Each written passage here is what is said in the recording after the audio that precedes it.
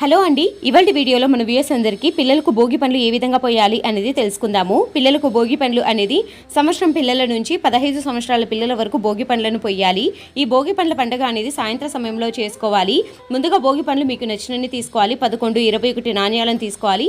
ఇందులోకి అక్షంతలను, నానబెట్టిన తెల్ల శనగలను కానీ మామూలు శనగలను కానీ తీసుకోవాలి. ఇందులోకి బంతి పువ్వులను తీసుకొనేసి బంతి పువ్వులను రేకులుగా చేసుకునేసి బంతి పువ్వులను మాత్రమే ఉపయోగించాలి. ఇలా అన్ని భోగి పండ్లను కలుపుకున్న తర్వాత ముందుగా కృష్ణునికి దీపారాధన చేసుకునేసి ముందుగా కృష్ణునికి పూజ చేసుకోవాలి.